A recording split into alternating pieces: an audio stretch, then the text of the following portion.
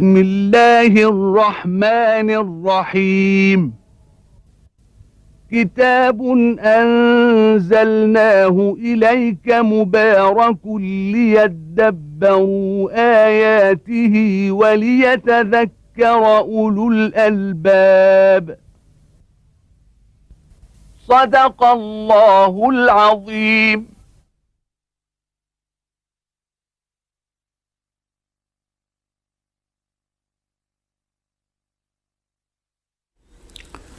الحمد لله رب العالمين، وأصلي وأسلم على عبد الله ورسوله الأمين سيدنا ونبينا محمد وعلى آله وأصحابه ومن اهتدى بهديه وعمل بسنته إلى يوم الدين.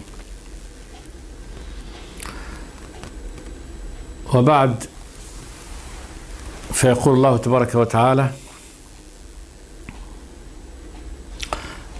ومن أظلم ممن افترى على الله كذبا أولئك يعرضون على ربهم ويقول الأشهاد هؤلاء الذين كذبوا على ربهم ألا لعنة الله على الظالمين الذين يصدون عن سبيل الله ويبغونها عوجا وهم بالآخرة هم كافرون أولئك لم يكونوا معجزين في الأرض وما كان لهم من دون الله من أولياء يضاعف لهم العذاب ما كانوا يستطيعون السمع وما كانوا يبصرون أولئك الذين خسروا أنفسهم وضل عنهم ما كانوا يفترون لا جرم أنهم في الآخرة هم الأخسرون. هذه هي حال ووصف الرب تبارك وتعالى والمآل الذي سيؤول إليه هؤلاء الذين افتروا على الله الكذب. أي نوع من الكذب افتروا على الله، وأكبر ما افتري على الله تبارك وتعالى هو ادعاء أن لله ولد، له ند، له شريك، أن الملائكة بناته، أن عيسى ابنه، أو إنكار أخباره سبحانه وتعالى، تكذيب رسله وأنهم لم يرسلوا من الله تبارك وتعالى، وافتروا. كل هذا داخل في معنى افتراء الكذب على الله. الله أخبر بأن هؤلاء الذين افتروا على الله الكذب على هذا النحو هؤلاء هم أهل الخسارة، هذول لا جرم أنهم في الآخرة هم الأخسرون. بعد أن وصف الله تبارك وتعالى حالهم وأنه طردهم من رحمته سبحانه وتعالى وأنهم ما حيعجزوا، وين حيروحوا؟ أولئك لم يكونوا معجزين في الأرض وما كان لهم من دون الله من أولياء يضاعف لهم العذاب، عذابهم مضاعف وصعد دائما، ما كانوا يستطيعون السمع في الدنيا وما كانوا يبصرون أولئك الذين خسروا أنفسهم وضل عنهم ما كانوا يفترون لا جرم أنهم في الآخرة هم الأخسرون. هذا فريق. الفريق الثاني قال جل وعلا: إن الذين آمنوا وعملوا الصالحات وأخبتوا إلى ربهم أولئك أصحاب الجنة هم فيها خالدون. هذا الفريق الآخر، فريق أهل الإيمان. إن الذين آمنوا، الإيمان الذي هو تصديق هذه الأخبار من الله تبارك وتعالى، تصديق الرسل فيما أخبروا به، وعملهم بمقتضى هذا التصديق. علموا أن لهم ربا إلها سبحانه وتعالى هو الرب الرحمن الرحيم الغفور الودود سبحانه وتعالى، فعملوا بمقتضى هذا،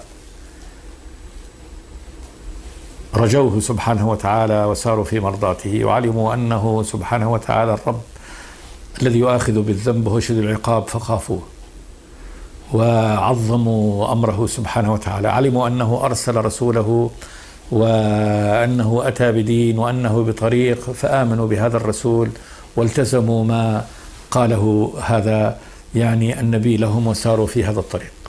قيل لهم اسلكوا في هذا وأسلموا واسلكوا، سلكوا هذا الطريق. هذا معنى الإيمان، لأن الإيمان حقيقة مركبة من ثلاثة أمور: شهادة باللسان، إقرار بالجنان، عمل بالجوارح. ومن العمل عمل القلب، عمل القلب بالخوف من الله تبارك وتعالى، بالإذعان لأمر الله، بالاستجابة لأمر الله، بالرجاء فيما عند الله تبارك وتعالى. وعملوا كذلك بالجوارح، يدا ورجلا وعينا وبصرا، ولا تقف ما ليس لك به علم إن السمع والبصر والفؤاد كل أولئك كان عنه مسؤولا. فهذه حقيقة الإيمان. إن الذين آمنوا وعملوا الصالحات، عاملوا الأعمال الصالحة التي أمرهم بها ربهم سبحانه وتعالى، وأخبتوا إلى ربهم. أصل الإخبات اللي هو التواضع والسكون والإذعان. والعرب تسمي الأرض المتواضعة المنبسطة التي ليست فيها دي خبت، لأنها أديت. فهذا أخبتوا إلى ربهم بمعنى أنهم استكانوا له واستجابوا له وذلوا له سبحانه وتعالى، وإخباتهم هذا إلى ربهم، فهو خالقهم وهو متولي شؤونهم سبحانه وتعالى، وهو الذي بيده نفعهم وضرهم، فإخباتهم وإذعانهم وذلهم إنما هو إلى ربهم، هو الذي يستحق أن يكونوا مخبتين له سبحانه وتعالى لأنه ربهم سبحانه وتعالى. وأخبتوا إلى ربهم. قال جل وعلا: أولئك أصحاب الجنة. أولئك إشارة للبعيد، وهذا لتعظيم شأنهم ورفع منزلتهم. أصحاب الجنة. الصحبة تأتي للملازمة الطويلة، فلان صاحب فلان، يعني أنه قد لازمه ملازمة طويلة فهو صاحب له. أو الصحبة بمعنى الملك، أنا صاحب الدار أنا مالكها. أصحاب الجنة لأنهم سيلازمونها ملازمة لا تنقطع. أخبر الله تبارك وتعالى أن أهل الجنة خلاص لا يبغون عنها حولا وهم باقون فيها، كما قال الله جل وعلا: عطاء غير مجدود، فادخلوا أبواب جهنم خالدين فيها. خالدين فيها فنعم أجر العاملين، فيبشرون بأنهم باقون فيها بقاء لا ينقطع، فهم أصحابها بمعنى الصحبة المستمرة، وكذلك هم ملاكها. ونودوا أن تلكم الجنة أورثتموها بما كنتم تعملون. والميراث أعظم أسباب انتقال الملك. الملك ينتقل من يعني محلي لما من شخص إلى شخص بأسباب كثيرة، بالهبة، بالعطية، بالبيع، ينتقل الملك. لكن أعظم ما ينقل إليك يعني من ملك الآخرين هو الميراث، لأن الميراث يقع في ملك صاحبه شاء أم أبى، شئت أم أبيت، مات ميت أنت وارث له، وقع يعني حظك ونصيبك من هذا الميت في ملكك شئت أم أبيت، غير البيع والشراء. ثم ليس خلاص، ليس هناك يعني كان يقول الميت ما حيرجع مرة ثانية علشان يسترد ما أعطاك. فوقوع المال في الملك بالميراث أعظم شيء.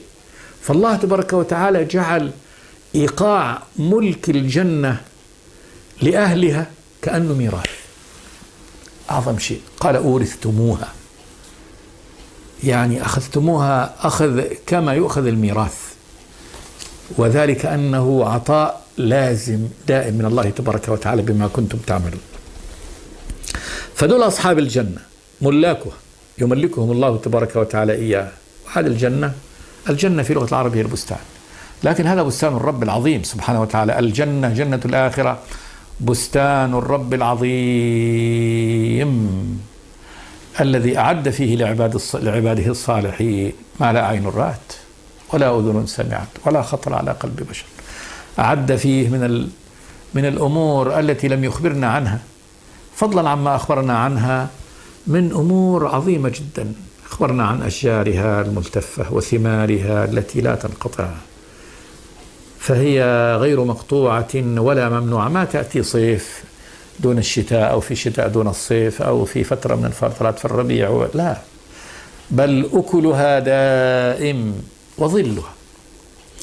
ظلها لا تنسخه شمس، وأكلها دائم، أكلها ثمارها دائمة، ثمرة مهما قطع من ثمرها خلاص يخرج محل هذه الثمرة ثمرة أخرى، فلا ينقص من ثمرها ثمرة أبدا مع ما يتمتع به من يتمتع.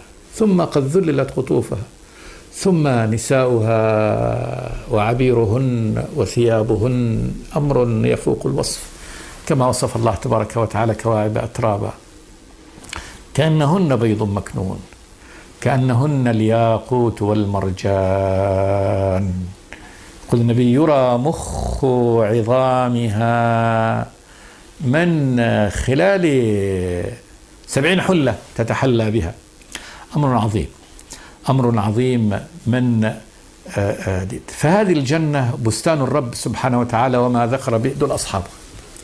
هؤلاء أصحاب الجنة بالألف واللام، هذه الجنة المذكورة المعلومة التي أخبر الله تبارك وتعالى عنها، والتي خلقها وهياها وذخرها بكل أنواع السرور واللذات مما ذكره الله تبارك وتعالى لنا، ومما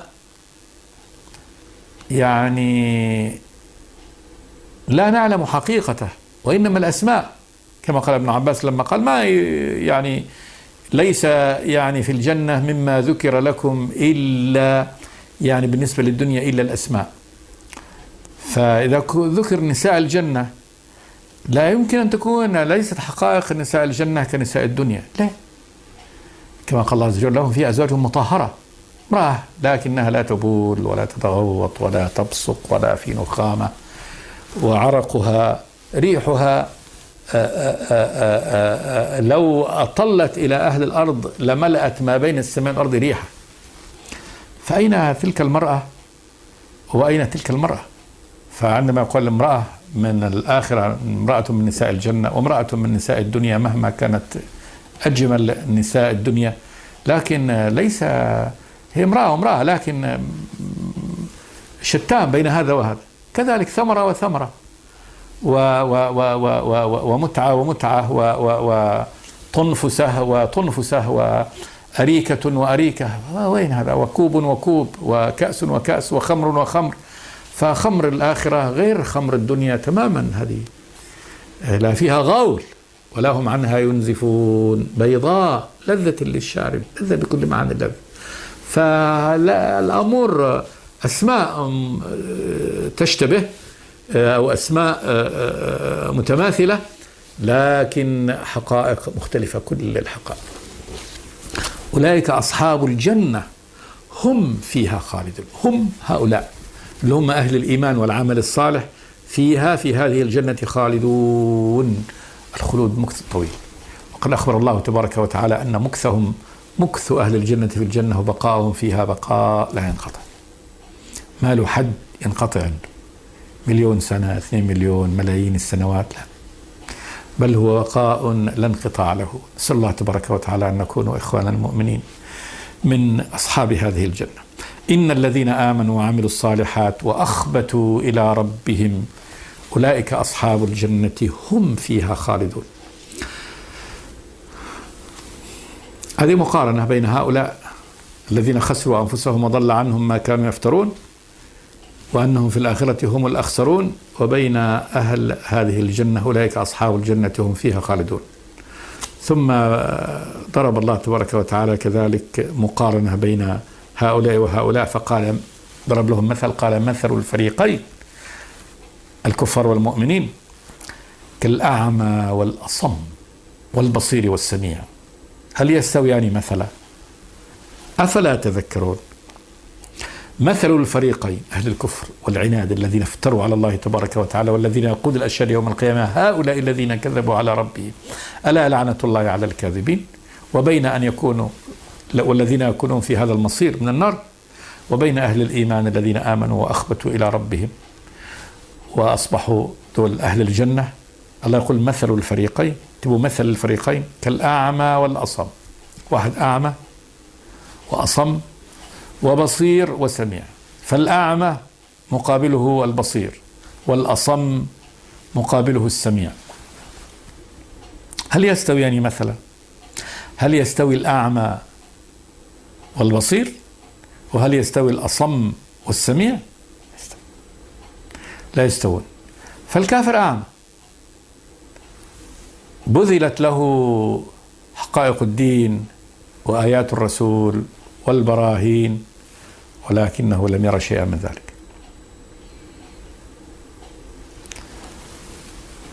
جاءه كتاب الله تبارك وتعالى، جاءه القرآن كلام الله تبارك وتعالى يتلى عليه يذكره يخبره ببدئه ونهايته بمعاده عند الله بطريق الرب تبارك وتعالى بأنه سيحاسب على عمله، ولكنه لم يسمع شيئا من ذلك، سمعه وأهمله تركه صم. والمؤمن لا، المؤمن عرض الله تبارك وتعالى عليه هذه الآيات، جاءه الرسول أبصر معه هذه الهدى ومعه النور ومعه الآيات، فعرف أن هذا رسول الله. دله النبي على طريق الرب تبارك وتعالى فرأى طريق الرب تبارك وتعالى وسار فيه. سمع كلام الله تبارك وتعالى فوصل هذا السمع، فتح أذنه له ووصل إلى قلبه وفقهه واستمع إلى كلام الرب وآمن به. فالمؤمن سميع بصير، والكافر أصم أعمى، أعمى أصم. الله يقول هل يستويان مثلا؟ يستوي هذا وهذا؟ أفلا تذكرون؟ بعد هذا الإيضاح وهذا النور وهذا ديته وبيان حقيقة كل ومآل كل، وهذا خطاب الرب، هذا كلام الله تبارك وتعالى، وأن هذا لا يسقط، هذا مآله. لما يقول الله تبارك وتعالى إن مآل هذا الكافر الذي هذه صفته كذا وكذا مآله كذا، كلام الله. وهذا المؤمن الذي أخبت إلى الله وآمن به هذا مآله الجنة، هذا لابد أن يكون. أفلا تذكرون؟ سؤال يراد به التحضيض والتذكير والتنبيه. أرعوي، ارجع إلى عقلك، تذكر أن هذا كلام الله تبارك وتعالى، وأنه ضرب لك الأمثال على هذا النحو. أفلا تذكرون؟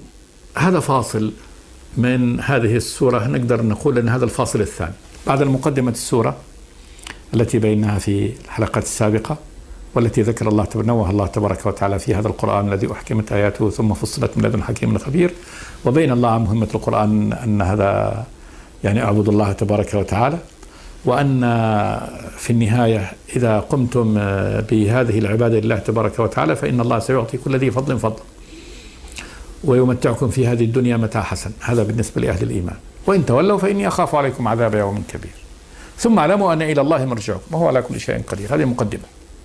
ثم بعد ذلك جاء بعد هذه المقدمة هذا الفاصل الثاني الذي بين الله تبارك وتعالى فيه أدلة هذا الحق، أدلة هذه الرسالة، أدلة الرسول، وموقف الكفار من هذا الأمر، وانقسام الناس بعد ذلك إلى هذين الفريقين، فريق أهل الإيمان وفريق أهل الكفر. بين الله تبارك وتعالى في النهاية وصف هؤلاء، وصف هؤلاء، مآل هؤلاء، مآل هؤلاء. ثم شرع الله تبارك وتعالى في فاصل طويل من هذه السورة، سورة هود، التي قال النبي فيها صلى الله عليه وسلم لما قيل له شبت يا رسول الله قال شيبتني هود وأخواتها الواقعة والحاقة والمرسلات. شرع الله تبارك وتعالى هذا الفاصل الثالث من هذه السورة يذكرنا بمصارع الغابرين، الأمم، يعرض علينا الأمم أمة أمة.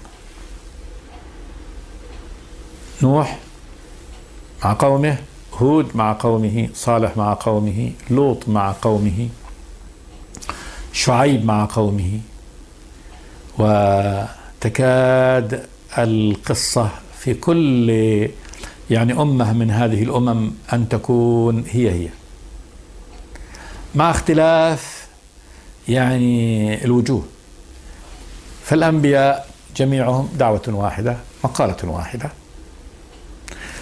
الرد الأمم رد واحد.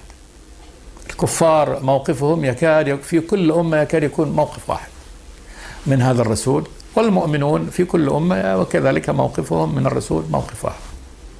ثم يكون صنيع الرب سبحانه وتعالى في نهاية المطاف، وهو صنيع واحد، سنة واحدة كذلك، إنجاء أهل الإيمان واستئصال أهل الكفران.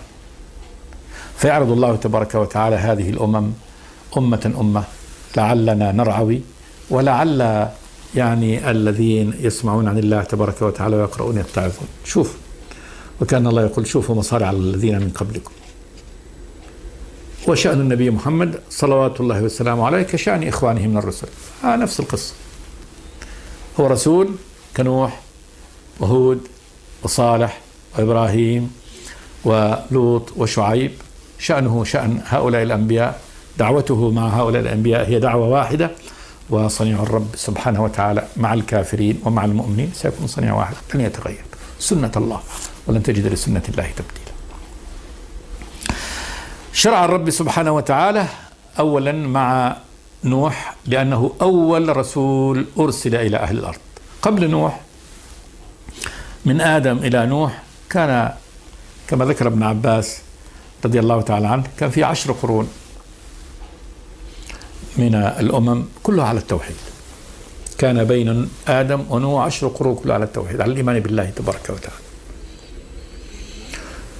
ثم وقع الشرك بعد ذلك بفعل الشيطان الذي هو عدو. أتى لهم أولا بحيلة، عندما مات لهم بعض الناس الصالحين وحزنوا عليهم قال لهم في البداية انصبوا لهم يعني أنصابا في أماكنهم التي كانوا يجلسون فيها، إذا رأيتم هذه الأنصاب تذكرتم صورهم اشتقتم لعبادة الله عز وجل.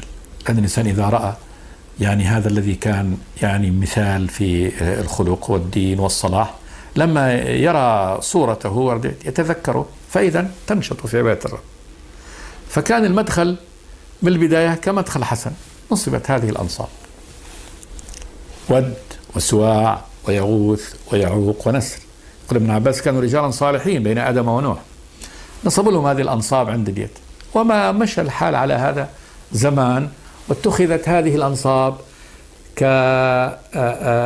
كصور مذكرة ومشجعة بما كان يعني عليه هؤلاء الصالحون.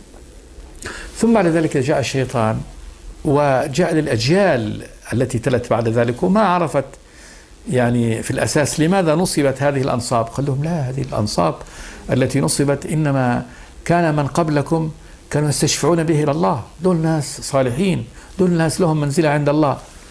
اطلبوا، عندما تطلبوا شيء تريدون شيء ليتحقق في هذه الدنيا من مطر، من خير، من زرع، من كشف ضر، ارجعوا إلى هؤلاء، هم يوصلون كلامكم إلى الله تبارك وتعالى وهم يشفعون لكم عند الله. فبدأوا هؤلاء بدل أن يوجهوا الدعاء إلى الرب تبارك وتعالى وأن يكونت هذه الأنصاب تكون في الأساس إنما هي تذكير بتاريخ يعني السابقين، لا، أصبحت وسائط، جعلوها الناس وسائط بينهم وبين الله تبارك وتعالى. وسائط ليس في تلقي الدين وتعليمه، وإنما وسائط في أنهم يعني إذا أرادوا أن يصلوا إلى شيء من دعاء الرب تبارك وتعالى اتجهوا إلى هذه الوسائط، وأوهمهم الشيطان أن هذا أدعى إلى أن يقبل الله تبارك وتعالى دعاء. عبدت من دون الله.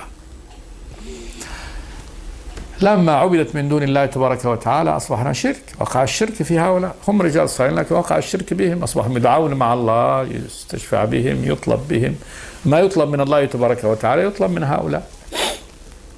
أرسل الله تبارك وتعالى عبده ورسوله نوحا عليه السلام ليرد الناس مرة ثانية إلى التوحيد. فماذا كانت قصته؟ يقول الرب تبارك وتعالى: ولقد أرسلنا نوحا إلى قومه إني لكم نذير مبين ألا تعبدوا إلا الله إني أخاف عليكم عذاب يوم أليم. ولقد تأكيد من الرب تبارك وتعالى أنه هو الذي أرسل عبده نوحا. ولقد أرسلنا نوحا إلى قومه، نوح أول رسول إلى أهل الأرض، إلى قومه. القوم هم الجماعة الأقربين، ولم يكن في الأرض كلها في ذلك الوقت إلا يعني أمة واحدة هي أمة نوح وقوم نوح. إيش ما مهمة هذا الرسول؟ إني لكم نذير مبين. إني ألا يعرف الرسول نفسه إلى يعني قومه، إني مؤكد هذا لكم أيها الناس نذير مبين، نذير مخوف من عقوبة الرب تبارك وتعالى، مبين مظهر هذه النذارة يعني على أتم صورها، أو مبين من بانا اللي هي اللازمة يعني بين واضح. نذارتي وكوني نذير بين واضح لا شبهة ولا غموض في ذلك. ألا تعبدوا إلا الله، هذه المهمة. جئت لكم بهذه المهمة، ألا تعبدوا إلا الله، تعبدوا بكل معاني العبادة اللي هو الذل والخضوع والاستسلام والطاعة، كل ما يريده الله تبارك وتعالى من عباده مما هو داخل في مفهوم العبادة. إلا الله سبحانه وتعالى، الله المعلوم عند الجميع، عند كل الأمم، خالق السماوات والأرض، رب العالمين سبحانه وتعالى. إني لكم نذير مبين، إني أخاف عليكم عذاب يوم عظيم، يعني إذا لم تقوموا بهذه المهمة فأخاف عليكم من حدبه ومن شفقتي عليهم. أخاف يعني وأحذر أن يعذبكم الله تبارك وتعالى عذاب يوم أليم إذا لم تقوموا بهذا الأمر. إني أخاف عليكم عذاب يوم أليم، وهذا اليوم الأليم يوم القيامة يأتيكم عذاب الله تبارك وتعالى فيه. أمر واضح، هذا نوح منهم، ولا شك أنهم يعلمون صدقه وأمانته، بيعرفوه، ما هو جايهم يعني شخص مما لا يعرفونه، وكلام واضح، أنا نذير مبين، في عقوبة تنتظركم، عقوبة الرب تبارك وتعالى. ثم الدعوة واضحة بينة وحق، ألا تعبدوا إلا الله، لأن الله هو خالقكم وهو ربكم، وهو يستحق أن تعبدوه وتذلوا له، فهو الذي خلقكم، خلق لكم كل ما حولكم.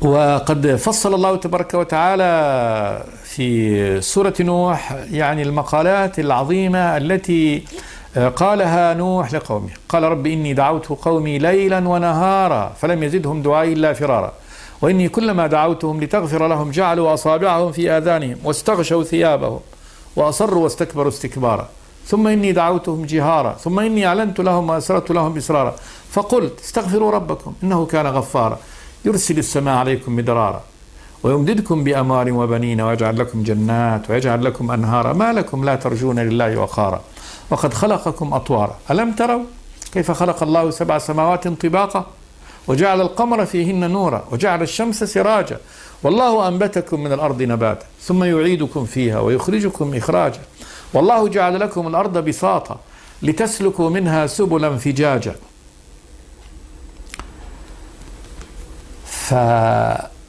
فبين لهم بكل أنواع البيان على أن هذا الذي يدعوهم إليه حق، وأن الله تبارك وتعالى ربهم خالقهم وخالق لهم كل هذا النعم التي يتمتعون فيها والتي هي بها قيامهم. فدعوة نوح عليه السلام لقومه دعوة واضحة، إني لكم نذير مبين ألا تعبدوا إلا الله إني أخاف عليكم عذاب يوم أليم. فماذا كان الرد؟ قال جل وعلا فقال الملأ الذين كفروا من قومه ما نراك إلا بشرا مثلنا وما نراك اتبعك إلا الذين هم أراذلنا بادي الرأي وما نرى لكم علينا من فضل بل نظنكم كاذبين. انظر الرد المجرم لهؤلاء الكفار، قالوا ما نراك إلا بشرا مثلنا. ليش الله يختارك من دوننا؟ طب ما أنت مثلنا. طيب وماذا في هذا من العيب والنقص ومخالفة الحكمة أن يكون الله قد اختار لهم، يعني الشخص هذا اختيار الله، اعتراض على اختيار الله تبارك وتعالى. وبشر مثلكم ليكون أقرب إليكم تعرفون إن كان هو صادق في هذه المقالة وفي هذه الدعوة أم لا. أما لو جاكم ملك ما تقدروا تميزوه شلون هذا الملك وكيف صفته شلون جاي وما تعرفوا إيش هو ملك ولا غير ملك. فعندما يكون شخص منكم يكون أدعى إلى معرفة دعوات، وكذلك يكون مثال أمامكم. فأولا قالوا ما نراك إلا بشرا مثلنا وما نراك اتبعك إلا الذين هم أراذلنا بادي الرأي. شوف الذين سارعوا إلى يعني الانضمام إليك والإيمان بك هم الأراذل، ويعنون بالأراذل هنا مو أراذل الخلق وإنما هاديت وإنما يعني فقراء الناس وضعفتهم وديت، على هذول الضعفاء وديت وأهل العقول ديت يعني المتواضعة السخيفة بادي الرأي يعني أنهم بمجرد ما سمعوك تقول هذا الكلام صدقوك ودخلوا فيه دون أن ينظروا في حقيقة الأمر. فالرأي والبادئ هو الذي يعني كأنه يأخذه يعني صاحبه ببداهة الأمر وببداهة العقول ولا يفكر فيه ولا يتعمق فيه، وإنما يقول صدقوك بمجرد أن قلت قولا فصدقوك فيه. واتهامهم هنا أنهم بالأراذل وأن أخلاقهم يعني أخلاق منحطة ورذيلة من باب السب، لأنهم نظروا إلى أن يعني أنهم ضعاف من حيث الدنيا، وأن هذا تلازم بين يعني الفقر وقلة المال وفساد الخلق. قال وما نرى لكم علينا من فضل، ليش تفضل علينا وتصير أنت أحسن منا؟ ولما يكون يعني هؤلاء الذين يعني سارعوا إليك أصبحوا من السابقين ومن وهم أفضل منا، بل نظنكم كاذبين.